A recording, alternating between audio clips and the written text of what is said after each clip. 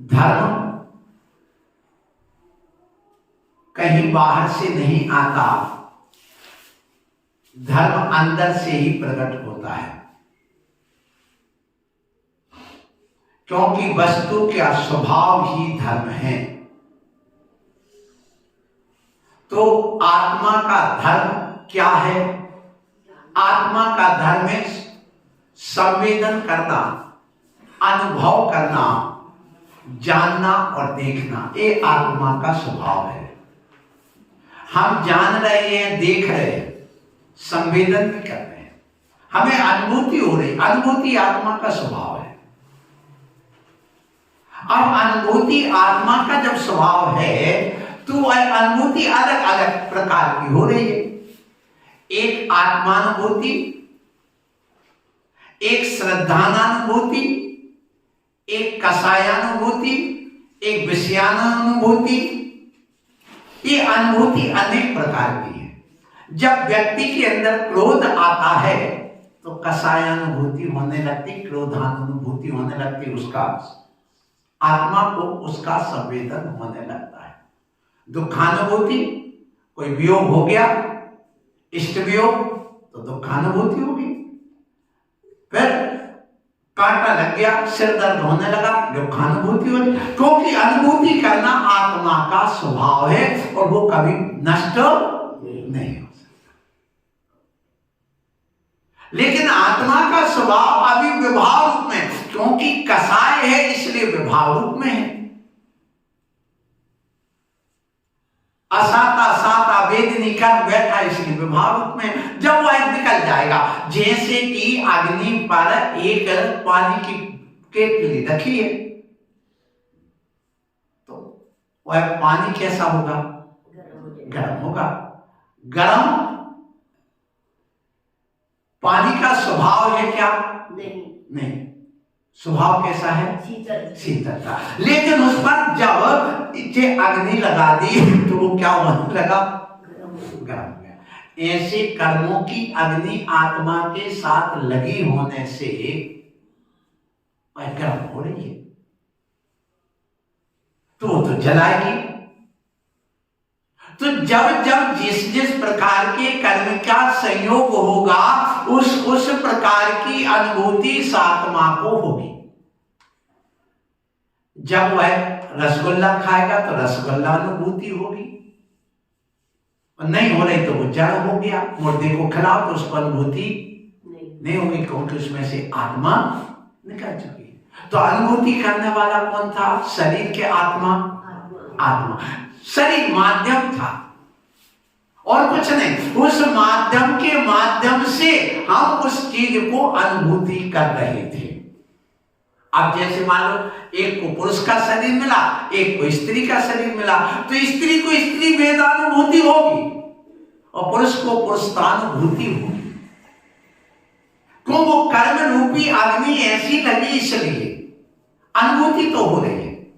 अब इसी प्रकार से अब देखिए, एक को कषायानुभूति हो गई, एक को विषयानुभूति हो गई, एक रागानुभूति हो गई, एक द्वेषानुभूति हो गई, मोहानुभूति हो गई, ये सब अनुभूति हो रही, दुखानुभूति हो गई है। अब एक होती श्रद्धानुभूति। क्या कहलाती श्रद्धानुभूति? जब हम देव शास्त्र गुरु पर श्रद्धान करते हैं, अपनी आत्मा पर श्रद्धान करते कि मेरी आत्मा का कभी विनाश नहीं हो सकता, मैं एक अखंड चैतन्य पिंड हूं, ऐसा जब उसको अनुभूति होती है। वो कब होती है? जब बैठ जाता। हमारे अध्यक्ष जी अभी क्या कह रहे थे? महाराज आप सम्यक दर्शन की सरल भाषा बताओ क्या है। मैं बता रहा हूं, वहीं पर आ रहा हूं, उसकी भूमिका बना करके वहीं पहुंचूंगा। तो अब जब आपने श्रद्धान किया, क्या श्रद्धान किया कि मैं अब ये फैक्ट्री खोल के रहूंगा, विश्वास हो गया कि अब हमारी जमीन है, हमें विश्वास हो गया, हमारे पास इतना पैसा है, हमें विश्वास हो गया और हमें ये निश्चित है, स्वीकृति मिल चुकी है। अब फैक्ट्री अभी नहीं खुली फिर भी शांति मिलती कि नहीं? बोलो, मिलती ना? बस उसी प्रकार से जब इस जीव को ये श्रद्धान हो जाता है कि मैं अनंत गुणों का पिंड हूं, मेरा विनाश नहीं हो सकता, मैं भी उस फैक्ट्री को खोल सकता हूं जो अरहंत भगवान ने खोली है, मेरे अंदर भी वो क्षमता है, ऐसा जब श्रद्धान हो जाता तो उसकी अनुभूति में अंतर आ जाता है। और जब उस अनुभूति में अंतर आता है तो उसकी क्रिया में भी अंतर आता है, ये निश्चित है। और जब क्रिया में आ जाता है तो देखने में आ जाता है कि ये सम्यक दृष्टि है, क्योंकि उसके लक्षण, उनके गुण, उनका जो व्यवहार वह सब अलग हो जाता है। एक मिथ्या दृष्टि जीव जब जाएगा कहां, किसी पार्टी में, तो उसका रंग ढंग खान पान अलग होगा, और एक सम्यक दृष्टि होगा, उसका खान पान रहन सहन एक अलग होगा। उसको लगेगा नहीं देखो ये बच्चे हैं, करने दो, अपन को लेना देना नहीं, अपन तो समझदार है ना, अपन जानते हैं कि बच्चों को अभी अज्ञान है, वो सोचेगा, समझेगा, विवेक से काम करेगा। वो कहेगा नहीं पहले इनको खा लेने दो, कर लेने दो, उसके बाद अपन देख लेंगे, शांति से कर लो। आए हैं ठीक है, थोड़ा कम खा के अपना काम चला लेंगे, अपन को झगड़ा नहीं करना, लड़ाई नहीं, तुमने ऐसा क्यों नहीं बनाया, ऐसा क्यों नहीं किया, वैसा नहीं किया, ठीक है जो है काम चला लो, अपन चलो हो गए। तुमने कहा था ना, ये आर्डर दिया था, ये चीज बनना चाहिए, तुमने क्यों नहीं बनाई। देखिए व्यवहार में अंतर हो गया ना, ये अपने आप आता है उसकी क्रिया में, उसके स्वभाव में। तो ये जो आत्मा है, इस आत्मा में श्रद्धानुभूति अलग है। अनुभूति श्रद्धान की होती, तो श्रद्धान अनुभूति का नाम आत्मानुभूति नहीं है, ध्यान रखना। आत्मानुभूति तो शुद्धोपयोग की अवस्था में आती है, जब मुनि बनने के बाद वह जीव आत्मा जब पर द्रव्य से बिल्कुल अलग हो जाता है, जिस समय वह बैठता है अपने आत्म तत्व में, उस समय की अनुभूति अलग होती है। तो श्रद्धानुभूति, विषयानुभूति, कषायानुभूति, आत्मानुभूति, इन दोनों में अलग, और ज्ञानानुभूति अलग है, ये ध्यान रखो। तो आज हम जो यहाँ बैठे प्रवचन, इतनी भीषण गर्मी ठंडी में बैठ करके जो सुन रहे हैं, ये भी हमारी श्रद्धा है जो यहाँ पर लेके आइए। ध्यान रखना, व्यक्ति की श्रद्धा मंदिर की ओर खींच के ले जाती है। क्या कहा? श्रद्धा व्यक्ति को मंदिर की ओर खींच के ले जाती है, और मोह घर की ओर खींच के ले जाता है। आप यहां बैठे प्रवचन सुन रहे हैं, आप निर्विकल्प होकर के अच्छे ढंग से सुन रहे हैं, आप आए हैं ऐसी ठंड में, तो कौन खींच के लाया तुम्हें? श्रद्धा। श्रद्धा नहीं, मुझे दर्शन करना है। अब जो आप यहां देख करके, भगवान के दर्शन करके, गुरु के दर्शन करके जो आप सुन रहे हैं, इसमें जो आप आह्लाद पैदा कर रहे हैं, आनंद, आह्लाद, आत्मा में आह्लाद होता है, वो जो अभी आता है, खुशी, आह्लाद का खुशी, आनंद, शांति, ये सब आह्लाद के रूप ही होता है। तो ऐसा जब आप यहां बैठ करके अनुभव करते हैं, तो उसमें जो आनंद आ रहा है, ये श्रद्धा है तुम्हारा। अब यहां पर बैठने की एक सीमा है, जब आपका इतनी देर के लिए वो कसाय उपशम हो गई, दब गई, और जैसे 9 बजे, अरे 9 बज गए, तो क्या हो गया? मोह जागृत हो गया। कहां जाना है? घर। भैया बच्चे भी हैं, नाश्ता भी है, दुकान भी है, भूख प्यास भी है, परिवार भी है, रिश्तेदारी भी है, ये सब कहां आ गया? मोह है। एक अब उसको वहां ले जाएगा। तो उसके लिए हमारे आचार्य ने, देखिए, श्रद्धा भी यहाँ है और यहाँ पर राग भी है। तो उस राग को दो भागों में बांट दिया, एक विषयानुराग और एक धर्मानुराग। आप यहाँ किस वजह से आए? धर्मानुराग से। और घर किसकी वजह से जाओगे? विषयानुराग से। तो आप देखो उस कर्म को दो भागों में बांट दिया, परिणाम दो भागों में बट गए, राग भी दो भागों में बट गए, तो कर्म भी एक पुण्य कर्म और एक पाप कर्म। ये जरूरी हो गया। एक उपयोग भी, शुभ उपयोग और अशुभ उपयोग बना दिया। और जब इन दोनों से ऊपर उठ गए तो शुद्धोपयोग की दशा आ जाती सातवां की।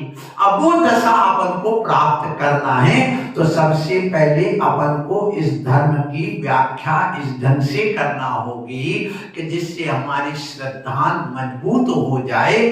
तो कल जो प्रसंग आया था कि मोक्ष मार्ग पर बढ़ने के लिए हमें पहले सम्यक दर्शन जरूरी है। सम्यक दर्शन के बिना हमारी अनुभूति आत्मा की नहीं होती है। तो जब कभी भी हम सम्यक दर्शन प्राप्त करना चाहते हैं तो यह सम्यक दर्शन प्राप्त करने के लिए मैंने कल बताया था कि सम्यक दर्शन चारों गतियों के जीवों को हो सकता है। क्या कहा? गति कितनी है? चार। मनुष्य गति, तिर्यंच गति, नरक गति, देव गति और तिर्यंच गति हो गई ना। मनुष्य गति, देव गति, तिर्यंच गति और नरक गति। अब एक पंचम और है, कौन सी? सिद्ध गति।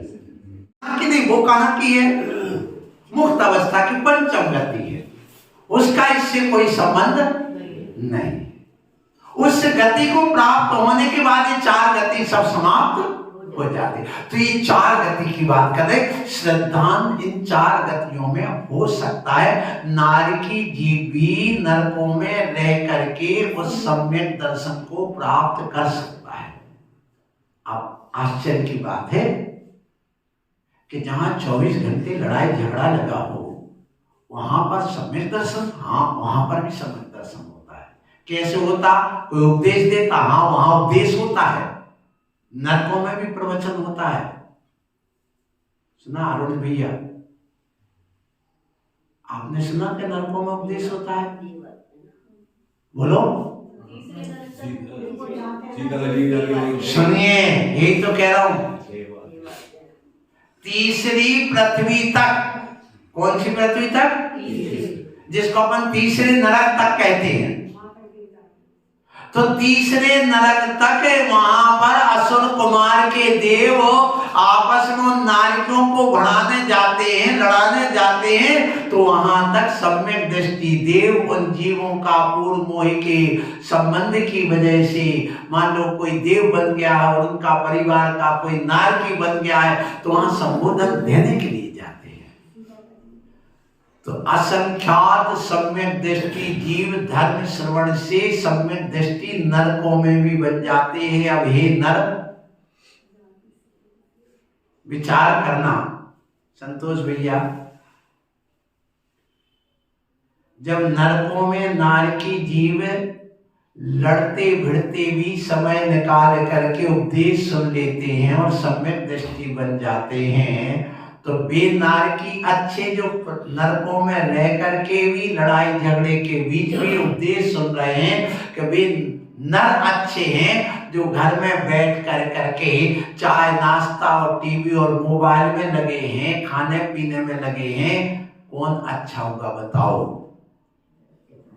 नारकी अच्छा हो गया। इसलिए कहा स्यात् चेतोपि दरिद्रोपि जिन धर्मानो वास्ता। मैं नारकी बन जाऊं स्वीकार है, मैं नौकर का नौकर बन जाऊं स्वीकार है, लेकिन मेरा जैन धर्म से वास्ता ना छूटे और मुझे उनका संबंध तोड़ना स्वीकार नहीं है। किसका संबंध? भगवान से। इसलिए हिंदुओं में एक कहावत है, सब जग रूठे राम ना रूठे। बस एक कहावत इसलिए तो बनी, सारी दुनिया रूठ जाए कोई बात है, लेकिन भगवान ना रूठे। सब जग टूटे पर भगवान ना छूटे। ऐसी बात अपने जीवन में आना चाहिए। दुनिया टूट जाए, छूट जाए, कोई बात नहीं, लेकिन भगवान से हमारा संबंध ना टूटे, हमारा भगवान का दर्शन ना छूटे, ऐसी मन में बात सम्यक दृष्टि का, बस यही पर अंतर आता। वो यदि कोरोना में होगा तो उसको झटपटाओ तो कैसे मैं जाके दर्शन कर लूं, और जिस दिन दर्शन नहीं मिलता है उस दिन वह कहता है आज तो हम दर्शन से वंचित रह गए, चलो आज मैं मीठा नहीं खाऊंगा, आज मैं नमक नहीं लूंगा, आज एक ही बार भोजन करूंगा। ये तुम्हारे सम्यक्त की निशानी है, ये पहचान है। समझ में आई प्रबोध भैया? हैं? जिस दिन यदि दर्शन ना मिले तो ये बेचैनी होती ना, हैं? होती ना। इसका मतलब हम कौन हैं? सम्यक दृष्टि। एक पहचान सम्यक दृष्टि, इसका मतलब हमारे पास मोक्ष का रिजर्वेशन हो चुका है, अर्थ प्रावर्तन काल बचा है ना, तो चारों गति के जीवों को सम्यक दर्शन होता, और भाव होगा तभी होगा, ये भी ध्यान रखना। पर्याप्त तक होगा, अपर्याप्त तक होगा तो सम्यक दर्शन नहीं होगा। ये पर्याप्त पर अपर्याप्त क्या कहलाता है, पर्याप्त ये कितनी होती है, ये भी समझ में जरूरी है समझना। देखो प्रत्येक जीव में एक इंद्री, दो इंद्री, तीन इंद्री, चार इंद्री और पंच इंद्री संगीतक जीव होते हैं। तो इंद्रियां कितनी हो गई? 5।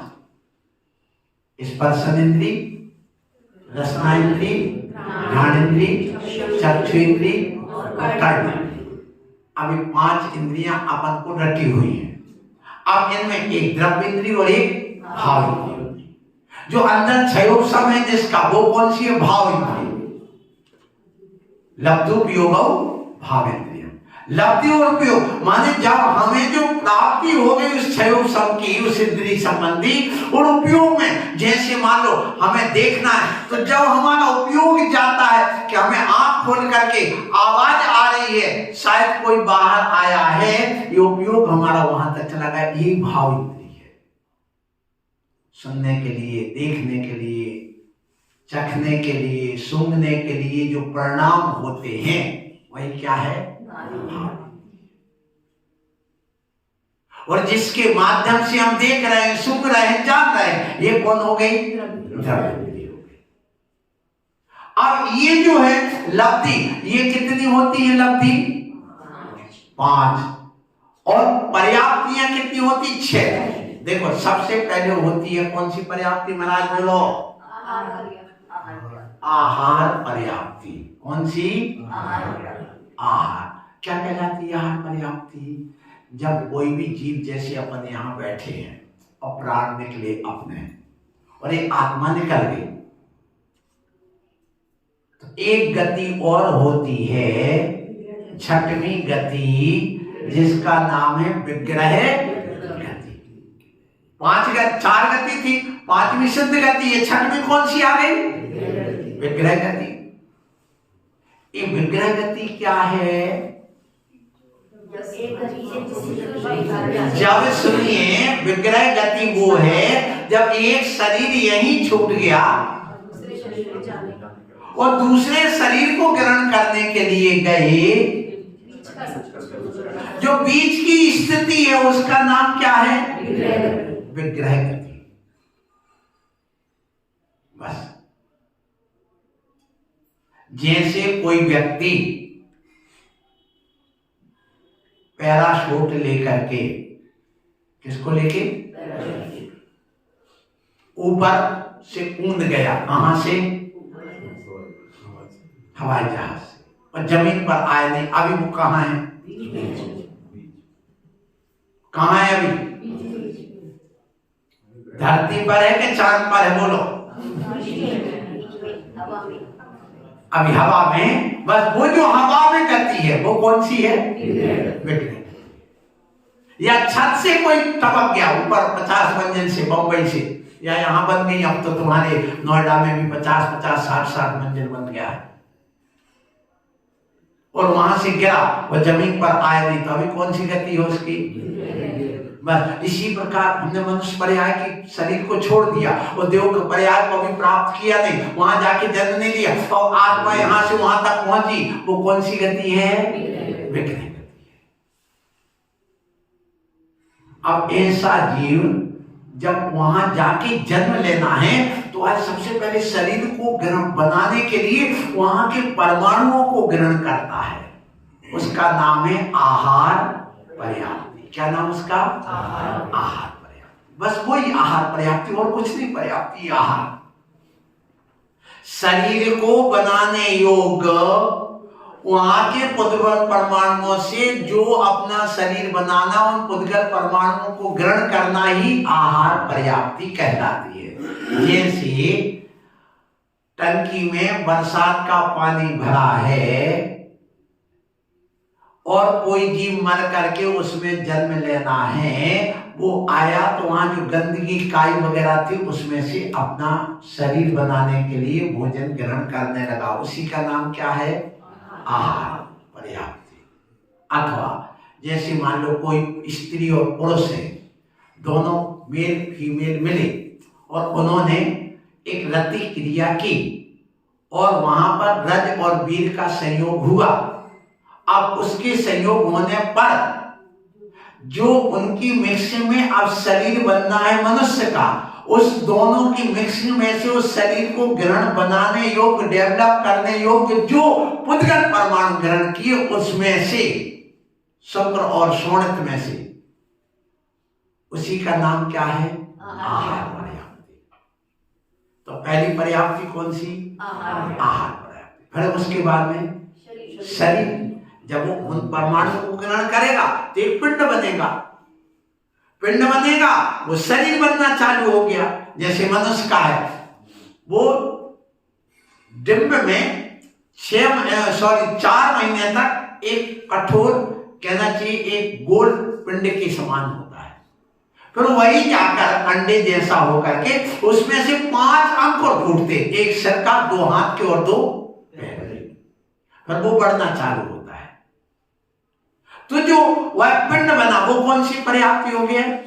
शरीर। अब उसमें जो अंकुर फूट गए और अंकुर फूटने पर नाक, कान, आंख आदि बनते हैं, वो क्या हो गई? इंद्रिय पर्याप्ति। तो कौन कौन सी हो गई?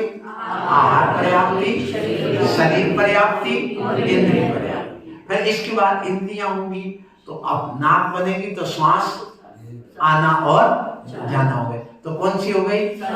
श्वास पर्याप्ति हो गई। फिर इसके बाद में कौन सी आएगी?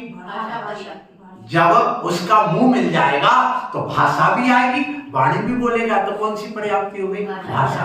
अब ये 5 हो गई। छठवीं कौन सी? यदि सर्गी है, पंचेंद्रिय मन वाला है, तो मन पर्याप्ति हो गई। ये सारा का सारा अंतर्मूर्त में पूरा खेल हो जाता है।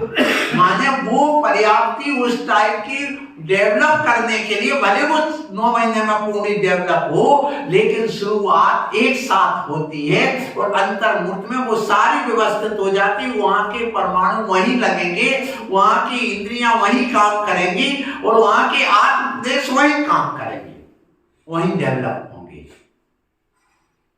कितना बड़ा विज्ञान है, सोचो। आपको आज भी विषय कठिन लग रहा होगा। देखो, हमसे कथा कहानी तो आती नहीं, हमने पुराण ग्रंथ ज्यादा नहीं पढ़े। हमें गुरुवर विद्यासागर जी महाराज ने यही चीजें पढ़ाई हैं और वही मैं आप लोगों को समझाता हूं, क्योंकि कथा कहानी तो तुम घर में भी पढ़ लोगे, समझ लोगे, लेकिन ये जो सैद्धांतिक बातें हैं ये तुम्हारे जल्दी दिमाग में नहीं घुसती। फिर भी आप लोग स्वाध्यायशील हैं, इसलिए आपके समझ में भी आ रही होगी। अब सुनो, तो जब भी सम्यक दर्शन होगा तो पर्याप्तियां पूर्ण होने पर ही सम्यक दर्शन होगा। यदि जब तक पर्याप्तियां पूर्ण नहीं हुई तब तक सम्यक दर्शन नहीं होगा। तो चतुर्गति में किसी भी जीव को हो सकता है, लेकिन उसके साथ एक शर्त है कि भव हो, दूसरी शर्त है कि वो पर्याप्त हो, तीसरी शर्त है कि वह सोया हुआ नहीं हो, जागृत हो, चौथी है कि वह साकार उपयोग वाला हो और जागृत हो और सल्लेस्या, शुभ लेस्या वाला हो। कैसा हो? ऐसे जीव सम्यक दर्शन को प्राप्त कर सकते। अब सुनिए, मनुष्य गति में जहां अपन बैठे हैं, यहां जब सम्यक दर्शन होता है तो यह सम्यक दर्शन 3 कारण से होता है। कौन कौन से 3 कारण हैं? एक तो जन्म के दर्शन करने से। प्रतिदिन कहते मंदिर आओ, मंदिर आओ, मंदिर आओ, मंदिर आओ, क्यों कहते हैं? सुनो, सतखंडागम की पुस्तक में लिखा है, जिन बिंब दंशनेना, जिन बिंब के दर्शन करने से मिच्छतादि निदत्ति निकाची 10 कम खय दंशना दो। माने मिथ्यात्व आदि निदत्ति निकाचित जो कर्म है उनका भी क्षय देखा जाता है। किसके दर्शन करने से?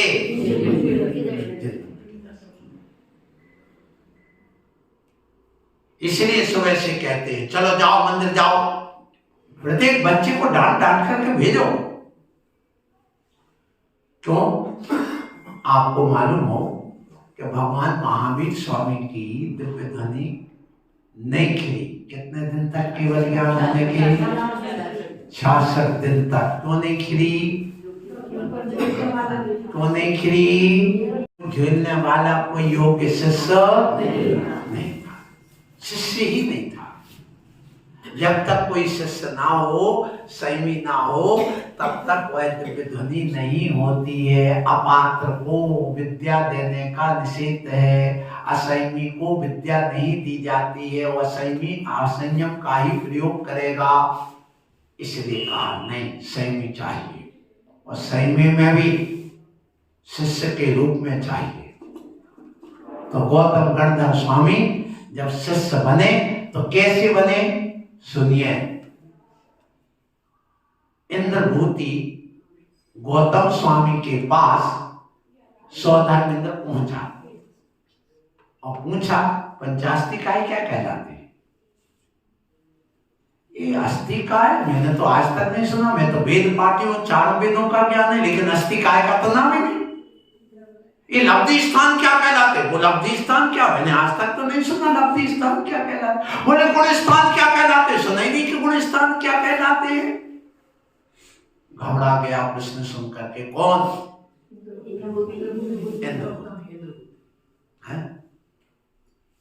लेस्या क्या कहलाती है? ये वेदों में है नहीं लेस्या क्या कहलाती है। ये कौन से शब्द है? कहां से लाया? किसने सिखाया? तेरा गुरु कौन है? चल तेरे गुरु को समझाता हूं। तू इधर आ गया। अंधा क्या चाहे? दो आंखें। वो तो चाह रही थी कि तेजे तो, और कहां पहुंचे? समुद्र में आए।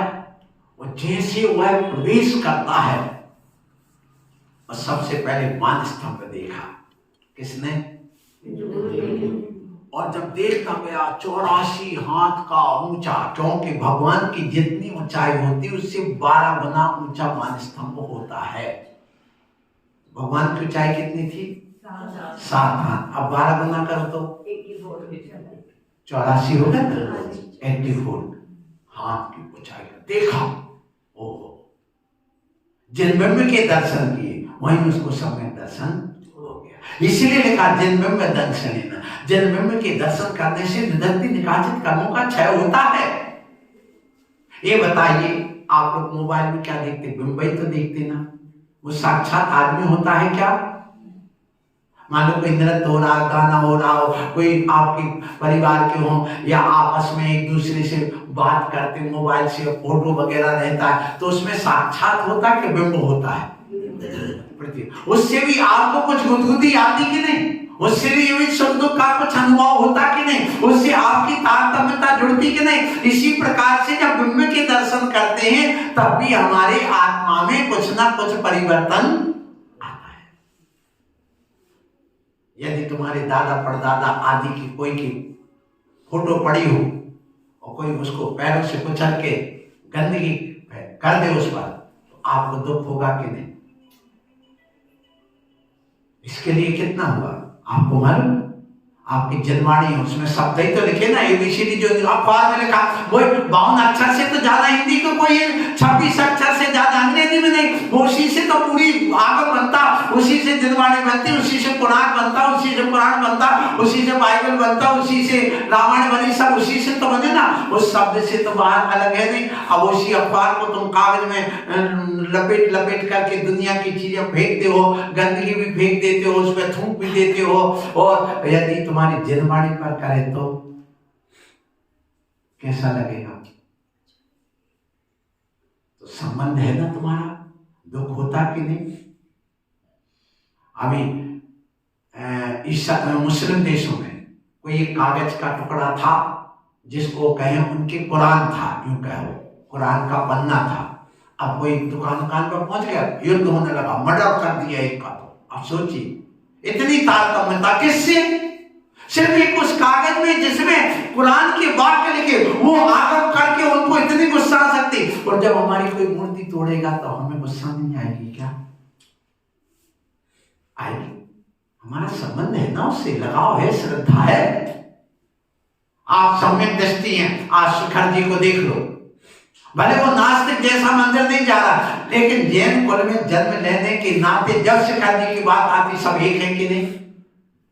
ये हमारी आस्था का प्रतीक है। ये नहीं कि हम अकेले आत्मा आत्मा चिल्लाते रहे तभी हम सम्यक दृष्टि हैं, नहीं, हमारा उसके प्रति जो जुड़ाव है, श्रद्धा ने, समर्पण है, यही हमारी सरल भाषा में सम्यक दर्शन है। यही सम्यक दर्शन है। और ऐसे सम्यक दर्शन को प्राप्त करने के लिए यहां सब हम लोग बैठे हैं। और देखिए कि जिन बिंब के दर्शन करने से चारों गतियों में से मनुष्य और त्रियंच गति को जिन बिंब के दर्शन करने से सम्यक दर्शन हो जाता। और हुआ किसको? हुआ इंद्रभूति को। अब वो चला गया कहां?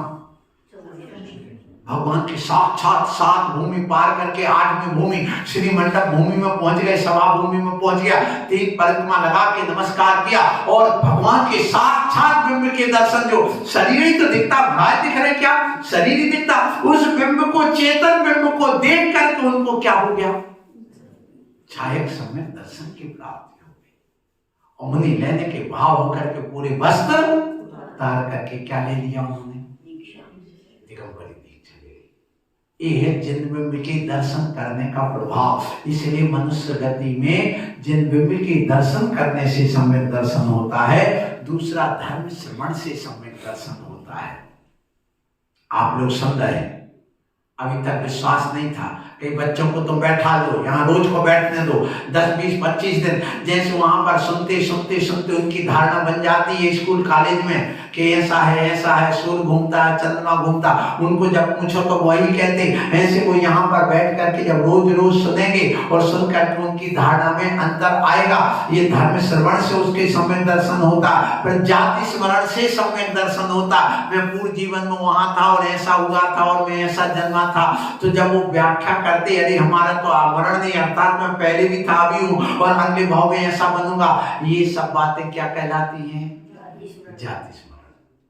तो उससे भी सम्यक दर्शन हो जाता, माने अपनी आत्मा पर पक्का श्रद्धान हो जाता है। अब सुनो, ऐसा सम्यक दर्शन जब हो जाता है तो विषय भोग फीके फीके लगने लग जाते हैं। जैसे मैं उदाहरण दे रहा हूं, केला है, मीठा दूध है और रसगुल्ला है। कितनी चीजें हो गई? 3 हो गई। केला मीठा है कि नहीं? दूध में शक्कर डली है, वो भी मीठा है कि नहीं? और रसगुल्ला मीठा है कि नहीं? है ना, तीनों मीठे। अब किसी ने पहले रसगुल्ला खा लिया, अब उसके बाद केला दिया, तो कैसा लगेगा? मीठा का फीका फीका? फीका फीका लगेगा। और केला खा के रसगुल्ला खाएगा, दूध पिएगा तो मीठे लगेगा। इसी प्रकार से जिस व्यक्ति को एक बार इस धर्म श्रवण का, इस आत्मा का स्वाद आ जाता है, इस स्वाद को चख लेता है, उसके लिए विषय भोग फीके फीके लगने लगता है। यदि फीके नहीं लग रहे हैं, इसका मतलब अभी तुम्हें धर्म का स्वाद नहीं। ये निश्चित बात है।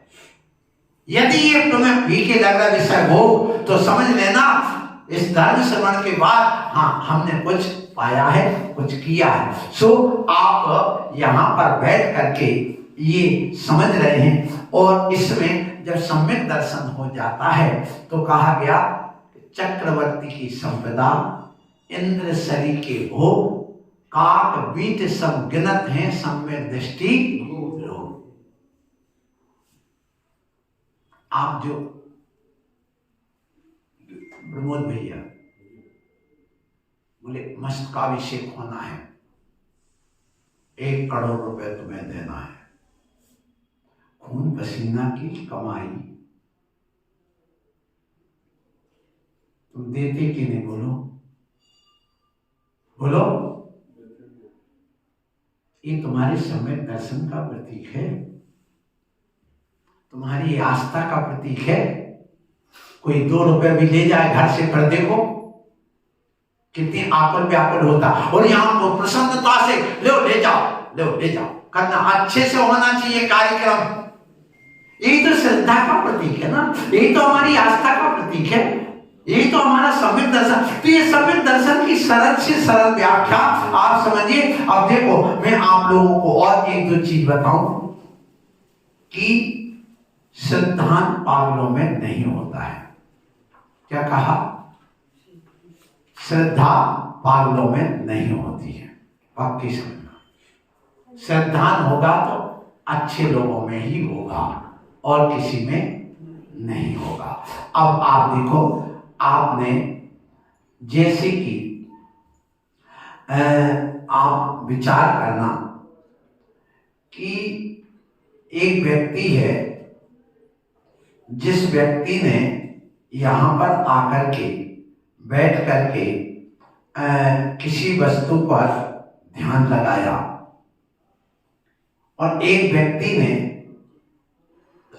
यहाँ पर अपनी आत्मा पर ध्यान लगाया, दोनों में बहुत बड़ा अंतर होगा। जब यहाँ पर आत्मा का ध्यान लगाता है तो उसके लिए एक अलग ही अनुभूति होती है, और जो वहां कर रहा उसको उसी में अनुभूति होती है।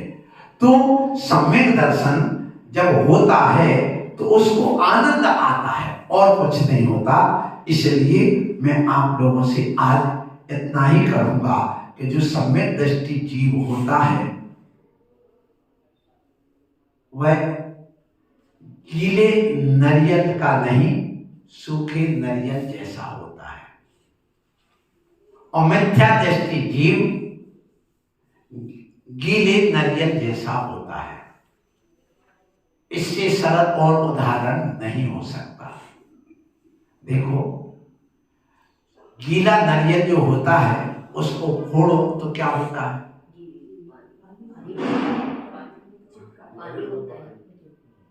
गीले नारियल पर थोड़ा चिंतन करिए, उसका जो बाहर की नरेटी है, कवच है, वह अंदर के गोले से चिपका रहता कि अलग अलग रहता है? चिपका हुआ रहता है। जब फोड़ो तो वो भी टूट जाता कि उसी के साथ। बस मिथ्या दृष्टि गीले नारियल के समान शरीर से ही चिपका रहता है।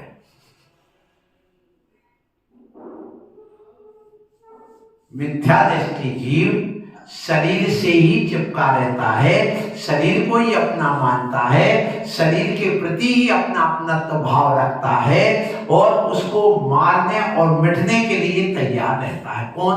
मिथ्या दृष्टि। और सम्यक दृष्टि जीव सूखे नारियल के समान अपनी आत्मा को अलग मानता है, जानता है और बाहर के शरीर को अलग मानता है। इसलिए जब आप नारियल को बजाओगे, सूखे नारियल को, तो अंदर का गोला अलग बजेगा और वो अलग रहेगा और आवाज भी अलग देगा।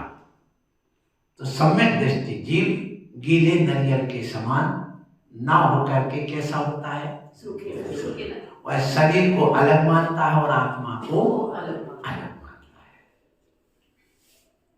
बस ऐसे मानने योग्य जो अपने अंदर विचार आता वो कौन हो गए, वो कौन हुए, सम्यक दृष्टि। ऐसी बात तुम्हारे अंदर आ रही है तो ठीक है, और नहीं आती तो समझ लो कि अभी हमारा सम्यक दर्शन ठीक नहीं। अभी समझ में ना आओ तो एक उदाहरण और दे देता हूं। क्या एक व्यक्ति वो है जो ये कहता है जो मेरा है सो मेरा है, तेरे बाप का भी मेरा है।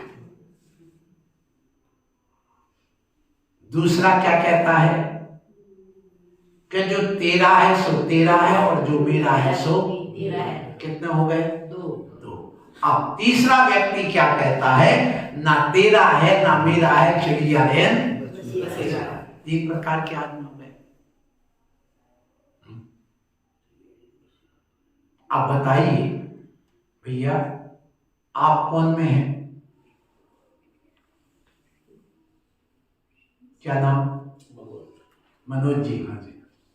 आप किस में, आप ये सोचते जो तेरा है सो तेरा है और जो मेरा है सो मेरा। भैया तुम अपना समाज में अपना समाज, ऐसा रहता कि नहीं जो मेरा है सो मेरा है, तेरे बाप का भी मेरा है, ऐसा करते हो क्या मनोज भैया? नहीं करते ना। तो आप कौन हुए, मिथ्या दृष्टि जीव कहता है जो तेरा है सो तेरा, नहीं जो मेरा है सो मेरा है, तेरे बाप का भी मेरा। वो हड़पना चाहता है, लूटना चाहता है, दूसरों की लड़की को, दूसरों की महिलाओं को, दूसरों की संपत्ति को, दूसरे देश पर कब्जा जमाना चाहता है। कहता अपना जमाओ, अपना करो, इनको सबको काफिरों को मार डालो। ऐसी जो बातें आती हैं वो सम्यक दृष्टि नहीं कर सकता ऐसा, वो मिथ्या दृष्टि ही करता है।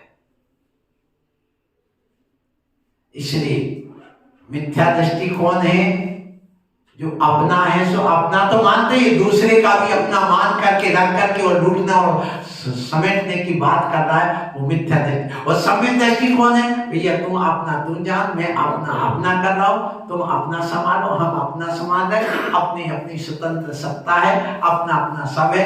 ये कौन हो गया, सम्यक दृष्टि। अब तीसरे कौन हो गए,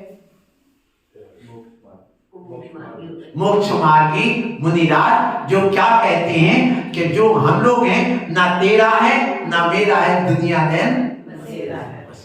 बस कब चले जाएंगे, कोई सब छोड़ के जाना। ये जो मेरा मैं कह रहा हूं ये भी मुझे छोड़ना है, ये शरीर मेरा अपना कह रहा है ये भी छोड़ना है। ये तो रेन बसेरा, जब तक इस आत्मा ने शरीर में रह एक दिन छोड़ना। इसलिए इसको तप में लगा दो, दान में लगा दो, पुण्य में लगा दो और इसको कन्वर्ट करके ले चलो। कल आपने वो समाधि के समय की जो कल कार्यक्रम हुआ था, आप में से थे आप लोग, कोई आपने उपदेश सुना था, क्या कहा था कि देखो हम जो इस वैभव को प्राप्त किया है, क्या नाम भैया ये और बेटे, आनंद जी तुम्हारे बाजू में नहीं, तुम ही हो नरेश जी। आप कम आते हैं, थोड़ा समय निकाला करें हमारे पास भी आकर के, हम पहचान तो नहीं कि कौन कौन है। पता चला हम चले गए, आपको नाम ही नहीं पहचान पाए, जान ही नहीं पाए। आपकी आस्था, इसलिए आप ऐसी ठंड में यहां आकर के उपदेश सुन रहे नरेश भैया। अब मुझे ये बताओ कि हम यहां बैठे हैं, बैठ करके उपदेश सुन रहे हैं और सुनने के बाद भी आपको हमने कहा था कल कि हमें इस वैभव को साथ ले जाना है, तो कैसे ले जाओगे, क्या उपाय है? हमारे चक्रवर्ती घर क्यों छोड़ देते, तीर्थंकर घर क्यों छोड़ते, अंत में छोड़ने का क्यों कहा कि देखिए हमने संकल्प पूर्वक इसका त्याग कर दिया है, दान पुण्य में लगा दिया है, और उस दान पुण्य में लगाने के बाद पूरा उसको हमने पैसे को पुण्य में कन्वर्ट कर दिया है। तो हम ये धन दौलत कैसे ले जा सकते हैं? तो उदाहरण दिया जाता है कि जैसे भारत देश की करेंसी को हमें विदेश ले जाना हो तो क्या करते हैं, हम उसको एक्सचेंज करते, डॉलर में कर देते, वहां वो चल जाती। ऐसे ही जब मरने लगो अंत में समाधि ले लो, सब त्याग कर दो, बेटों का हिस्सा बेटे को दे दो, उस बाप को बैरी कहा है, उस माँ को शत्रु कहा है कि जो मरने के पहले हिस्सा बांट करके ना जाए।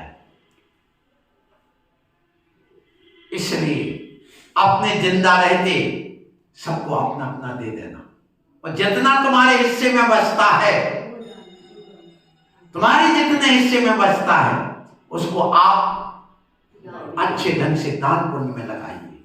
उन बच्चों का अधिकार उनको दे दो, उसमें से हाथ नहीं लगाना, उसको धीरे धीरे अब मुझे वो पूरा का पूरा तुम्हारा पुण्य में बदल गया, और पुण्य तुम्हारे साथ में चला जाएगा। इसलिए कहा गया अंत में समाधि लेना, संलेख न लेना। आज का विषय नहीं रखो, बाकी बात कल करेंगे। बोलो महावीर।